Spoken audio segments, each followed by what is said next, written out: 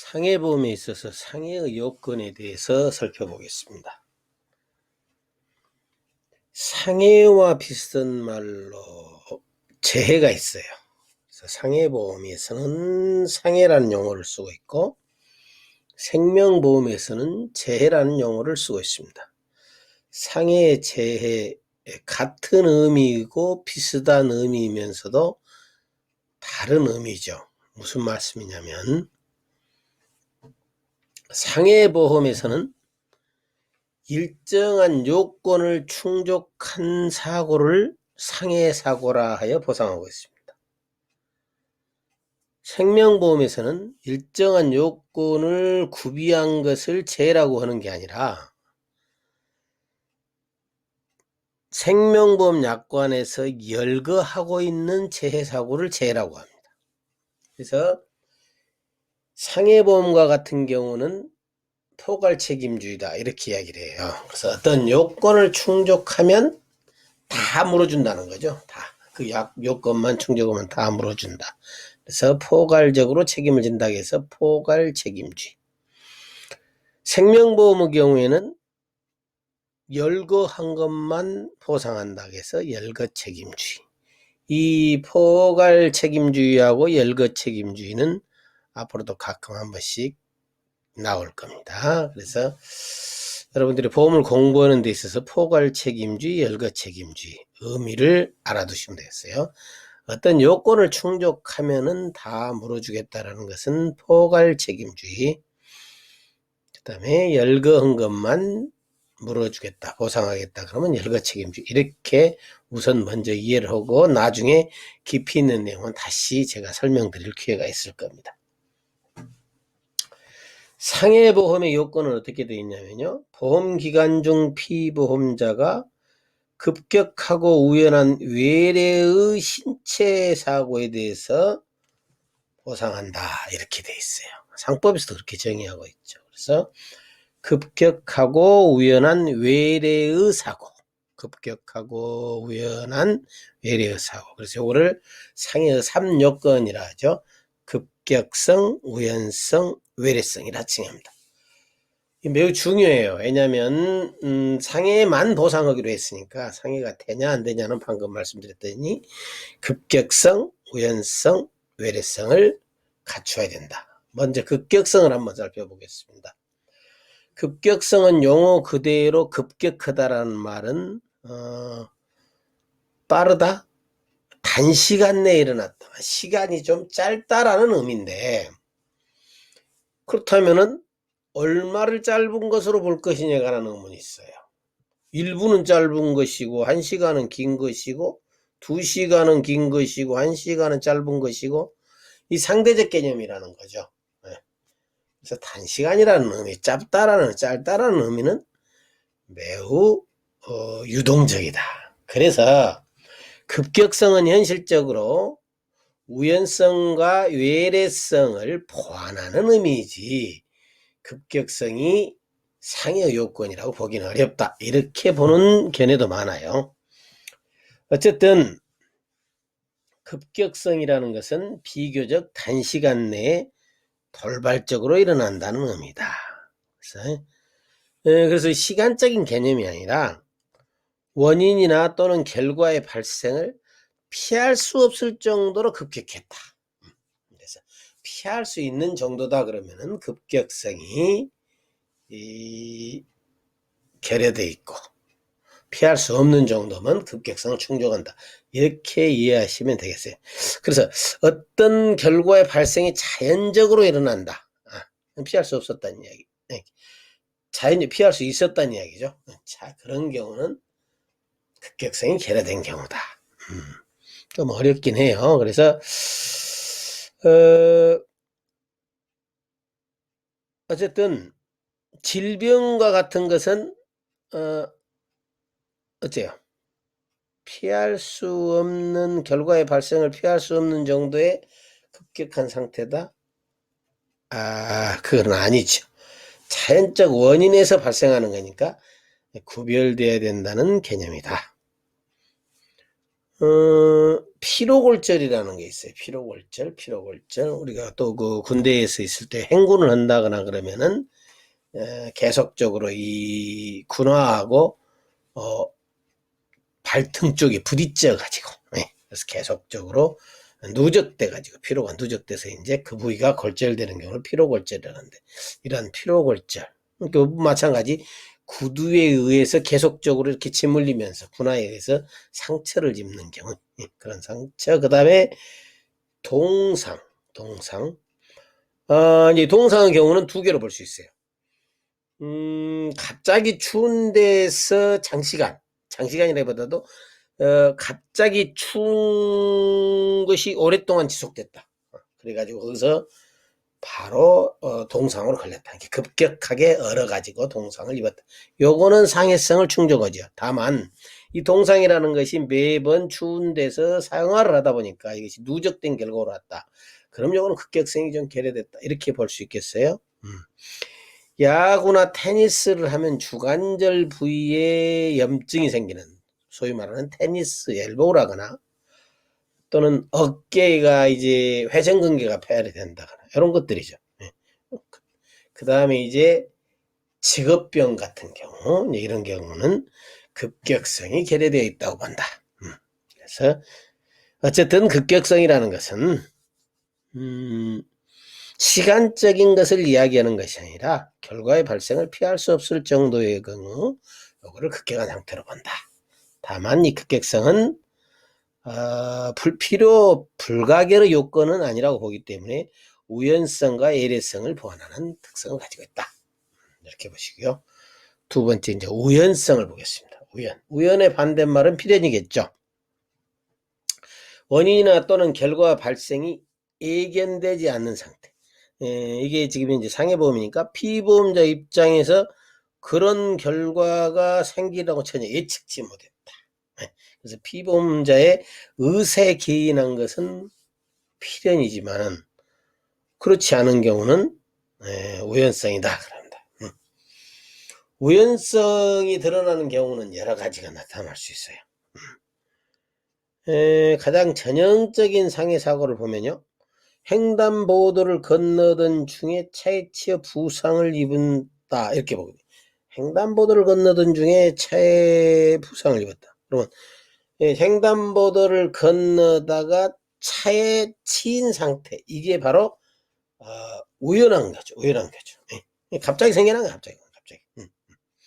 그 다음에 화재가 발생해서 연기에 질식했다, 또는 계획에 물렸다, 이런 경우 우연한 원인이 의해서 우연한 원인이 생긴 거죠. 우연한 원인에 의해 생겼다. 근데 본인이 의도했더라도 결과가 뜻밖인 경우가 있어요. 이것도 우연성이죠. 본인이 의도한 바는 있지만은 결과가 전혀 예측치 못한 경우가 있습니다. 자, 수영을 하다가 깊은 곳에서 익사를 했다. 수영한 것까지는 본인이 의도한 거죠. 근데 갑자기 익사를 했다. 골프채를 휘두르다가 허리를 삐었다. 그 다음에 떡을 먹다가 기도가 막혀 질식했다. 술을 먹고 귀가하다가 잠시 쉬던 중에 깜빡 잠이 들어서 동사했다. 이런 것이죠. 이런 것들은 어느 정도 의도는 했으나 결과가 차마 그렇게 일어날 것까지는 생각을 못했다. 그래서 우연성이다. 그러나 여기서 보면 이제 습관성 탈구, 아까도 말씀드렸습니다만 어깨나 발목 같은 경우 지속적으로 치료를 요하는 분야에 습관성 탈구가 자주 일어나는 거예요. 그런데 갑자기 탈구가 발생했다. 요거는 우연성이 있다고 보기는 어렵다. 습관성 탈구 같은 경우. 그 다음에 이제 원인과 결과가 모두 우연한 경우가 있어요. 고속도로를 주행 중인 피보험자의 운전 차량이 갑자기 타이어가 펑크나면서 타 차량과 충돌해서 전복되고 중상을 입었다. 이거는 원인도 우연했고 그 결과 자체도 다쳤다는 거예요. 사고가 또 우연했고 그로 인해서 부상을 입었던 것도 우연한 결과에 의한 것이다.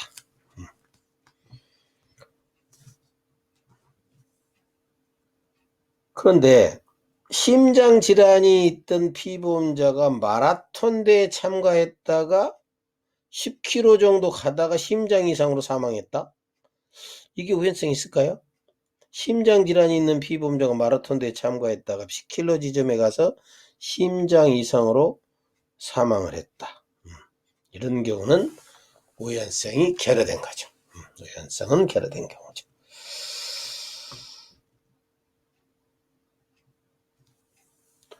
다음에 이제 외래성 보겠습니다. 외래성은 사실상은 그렇게 크게 어렵진 않아요. 판단할 때 방금 전에 설명드렸던 우연성 여부가 판단하기가 매우 어렵습니다. 자, 외래성 보겠습니다. 외래성이라는 것은 신체에 나타나는 것, 신체의 내부적, 신체에서 나타나는 것이 아니라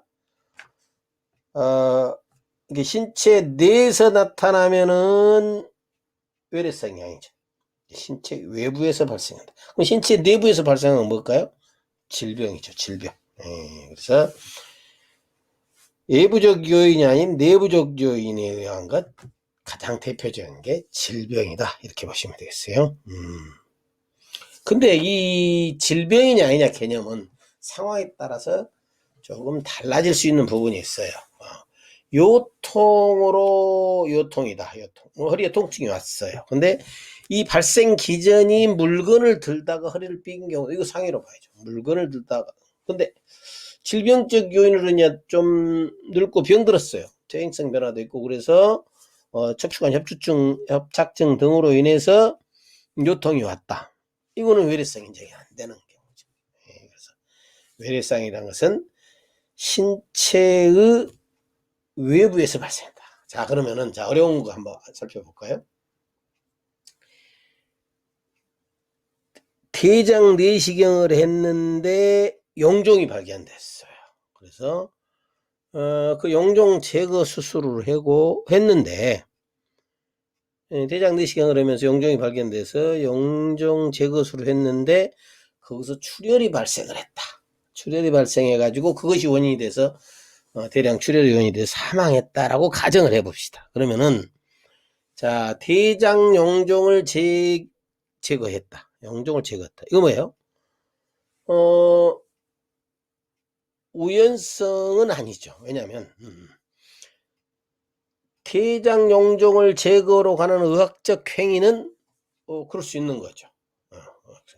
거기에서 출혈이 있을 수도 있는 거예요. 그죠? 이 얘기는 되는 거죠. 우리 처치니까 대장 용종을 제거하는 과정 중에서 출혈이 있다는 게 있을 수 있다는 거죠. 그러면은 이거는 우연치 않은 경우죠. 다만 이제 결과에 있어서 거기서 대량 출혈로 이어져 가지고 이것이 사망까지 겠다. 이것까지 예측하기는 어렵지 않았냐. 그래서 대장 용종 제거술을 하던 도중에 출혈이 있는 것까지는 예측이 가능하다. 다만 그 출혈로 인해서 사망에 이르게 됐다라면 사망이라는 결과까지 예측치는 못했기 때문에 요거는 우연성이 있다 이렇게 봐야죠. 그 다음에 이제 그러면은 신체 내부에서 발생한 것이냐 외부에서 발생하냐, 대장 용종 제거 중에 대량 출혈로 인해 사망이 어째요? 원인이 병에 의한 것이 아니고 대장 용종을 제거하기 위해서 이 메스를 댔겠죠. 아니면은 관절경을 댔겠죠. 관절경이라는 어떤 수술 행위가 있었기 때문에 요거는 외부적 힘이 작용한 경우다. 그래서 대장 용종 제거술을 하다가 사망에 이르렀다 그러면은 대장 용종을 제거하는 의료 행위는 필연성이다. 그래서 우연성이 결여되어 있지만, 그리고 그로 인해서 출혈이 발생한 것까지도 예측이 가능했다. 다만 그걸로 인해서 사망이라는 결과까지 나왔다면 이건 예측치 못했으니까 그 경우는 급격성, 우연성, 예외성을 갖추었다라고 보자라는 거예요. 그래서 방금 이제껏 설명드린 상해의 급격성, 우연성, 예외성 어려워요. 사실상 전문가 분야죠. 매우 어려운 분야입니다. 실무적으로도 이것이 과연 급격성, 우연성, 외래성을 겸비했느냐, 갖추었냐에 대해서 많은 분란들이 일고 있어요. 왜냐하면 상해와 질병의 경우에 상해와 질병의 보상 범위가 달라요. 일반적으로 질병보다는 상해 쪽이 훨씬 더 많은 보상을 하고 있죠. 왜냐하면 상해 사망이 1억이다 그러면 질병 사망은 2천, 3천 이 정도 수준이에요. 그 이유는 질병이야 흔히 있을 수 있는 거기 때문에 보험회사 입장에서 보험금이 적게 나가는 쪽으로 담보를 하고 있다는 이야기고, 상해 같은 경우는 조금 더 사고 빈도가 질병에 비해서는 질병 사망에 비해서 상해 사망의 경우를 예를 든다면 더 적기 때문에 고액의 보험료를 보험금을 주는 것으로 그렇게 되어 있습니다. 그래서 여기 싸움이 붙는 게 이제 분쟁이 되는 게 피보험자 즉 보험 수익자 입장에서는 상해 사망이다 이렇게 주장을 하고 상해 사망. 근데 이제 보험회사 입장에서는 그것이 아니다, 이건 질병 사망이다 이렇게 주장하는 경우가 많아요. 그래서 질병 사망이냐 상해 사망이냐 실무적으로 다툼이 꽤 되고 있는 부분입니다. 특히 이제 아까 설명드렸던 대장 용종 제거술 같은 경우는 기존의 약관에서는 의료 처치로 인한 경우는 아예 처음부터 면책으로 규정을 했었어요. 왜냐하면 의료 처치라는 것은 의료 처치 중에 발생하는 어떤 후유증이나 그로 인한 어떤 사고라는 것은 이미 어느 정도 위험을 감수하고 들어간 경우죠. 위험을 감수하고. 그렇기 때문에 약관에서 배제를 하고 있던 시절이 있었어요. 그렇지만 지금은 배제는 않고 있습니다. 다만 상해 요건인 급격성, 우연성, 예외성을 갖추었냐라고. 그래서 의료과실 같은 경우는 대체적으로 어떤 외부적 힘이 작용하는 수술 같은 것이 있었느냐 여부와 수술 같은 것이 있었느냐 여부와 그 다음에 거기에 예견치 못했던 거니까 의료 과실이 있었냐 여부가 상당한 쟁점으로 대두가 됩니다. 그래서 상해보험에서 담보되는 위험으로서의 상해라는 것은 외부로부터의 우연한 돌발적인 사고로 신체가 손상을 당하는 것을 말한다. 그래서 급격성은 피할 수 없는 정도 상태의 것, 우연성은 예견치 못한 경우, 외래성은 신체 내부에서 발생하는 질병과 반대되는 개념이다. 이렇게 보시면 되겠어요. 그래서 급격성, 우연성, 예외성에 관한 입증 책임 문제에 대해서는 수많은 판례들이 있고 새로운 판례들이 생겨나고 있어요. 그만큼 상해보험에 있어서 상해의 요건인 급격성, 우연성, 외래성이라는 것은 입증하기가 꽤 어렵다. 그리고 매우 전문가적인 분야다. 이렇게 이해를 하시면 되겠습니다. 상해의 요건은 여기까지 하겠습니다.